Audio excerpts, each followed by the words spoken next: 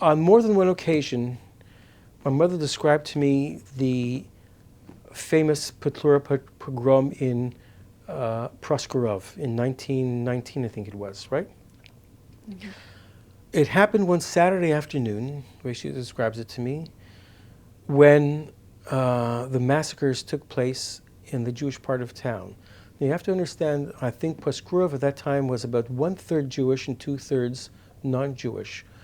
Most of the Jewish community lived in their own little part of town, and that's where the pogrom took place.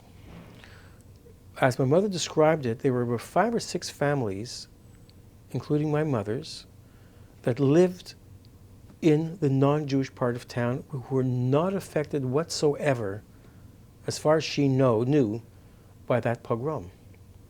Although they were traumatized just as much by it. And she often told me, because this pogrom took place 20 years before World War II broke out, in many ways she considers that her mini Holocaust. And I on my own gathered both secondary materials basically on the history of that period, history of that pogrom. Pogromchik was one book, I think, that summarized it basically. I have some newspaper clippings about Schwarzbard when he passed away and when he was reburied in Har Herzl. He lived in South Africa, I think. And my mother used to recount to me, I don't think she ever knew him. He was a little more left-wing than my mother's circle, but she was very proud when he shot Petlura in Paris.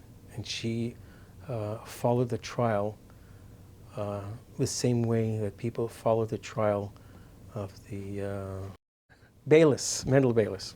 Yes, of course. Get all these names. When my father followed Mendel Baylis here, he was here in Montreal. A lot of people kept clippings of all the whole Baylis affair. But my mother followed Petlura's trial the same way that the previous generation followed the Baylis trial. I think even have a photograph of the Petlura trial, the picture of him in court, which I'm saving for my kids and grandchildren.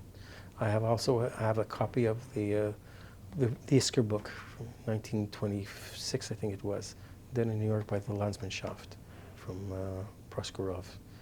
I poured through it both in the original Yiddish and couldn't find anybody remotely related to my family.